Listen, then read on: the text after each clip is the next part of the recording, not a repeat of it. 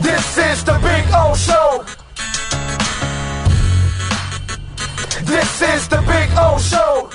Let's get into an interesting conversation that you can give the Dolphin Nation a lot of information. Sure. They just signed Eric Fisher 2 days ago, a guy that spent a lot of time in Kansas City. I know he retired. I know he had some injuries, and I don't know. Talk to us a little bit about the Eric Fisher that finished his career at the back end of Kansas City, what you saw from him, and what Miami could possibly be getting. So Eric Fisher, I would describe him, excuse me, as a consummate professional. He came in as a rookie, first overall pick. He played 1 year at right tackle before he switched to left tackle. Actually, he played right tackle because Brandon Albert was the left tackle before he came to Miami. Early in his career, he was a little bit inconsistent, but as the years went on, he got better and better. He became a really good left tackle for them. Like, unequivocally, they would not have won the Super Bowl if he wasn't on the team. He was very good. People always remember the Super Bowl where Bosa gave him issues. Well, he's Bosa. Like, he gives everybody issues. Fisher was very good. Fisher and Schwartz were by far, Mitch Schwartz were by far the two pillars of that offensive line. The interior of those in the Super Bowl year was not good. I think the thing with Fisher was, unfortunately, he tore his Achilles in their 2020 AFC Championship game. He got cut after that. I think they would have cut him anyway. Financially, they were just in a bind. He went to the Colts.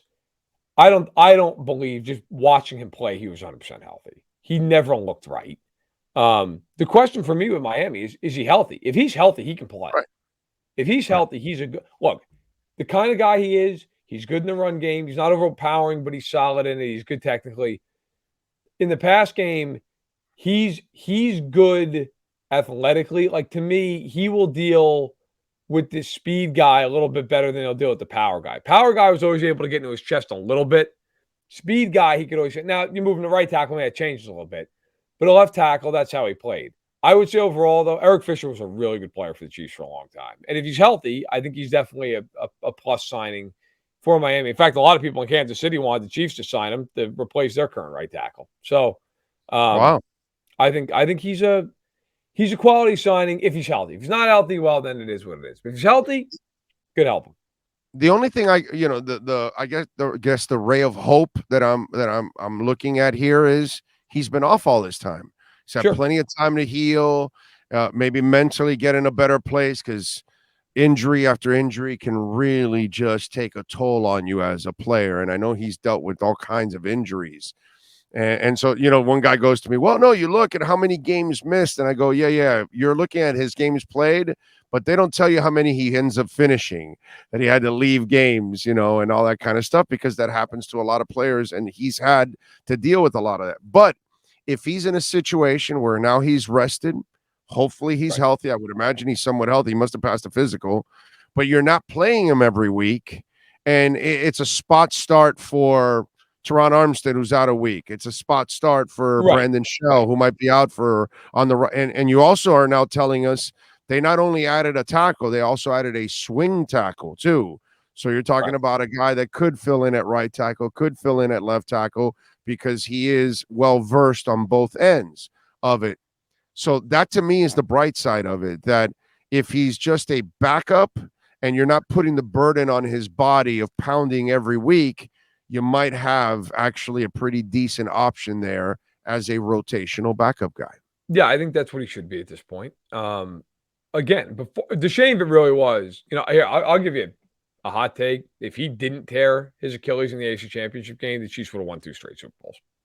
But, I mean, because they had to, not that anybody in Miami cares about that, but when he went down, they had to shuffle their entire offensive line. Like, they literally had to move all 5 guys. It was a train wreck.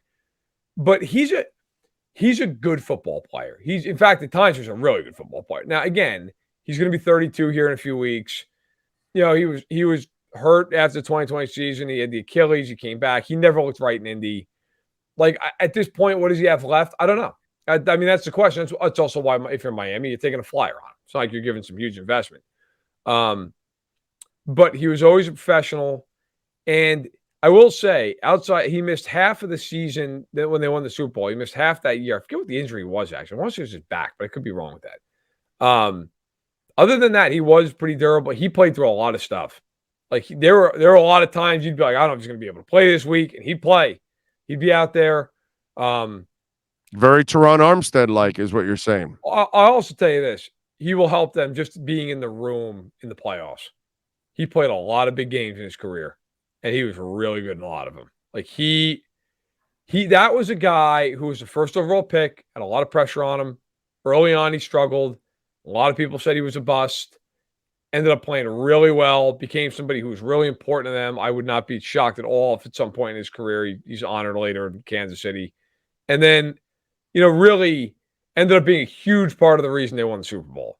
Like I said, he and Mitch Schwartz were nails for them, and they had to be. So I think, he'll help those younger guys in Miami too, who have never been to a playoff game. Guys like him, Tyreek Hill, who have been there, who have done it. Teron Armstead's obviously been there. Jeff Wilson's been in a playoff game. Like that helps. That'll help them come December, January, so on and so forth.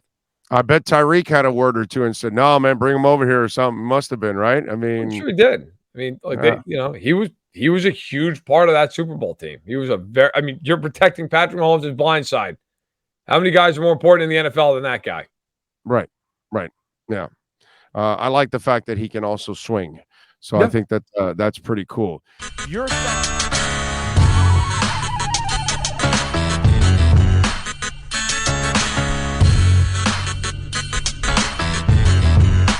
This is the Big O Show.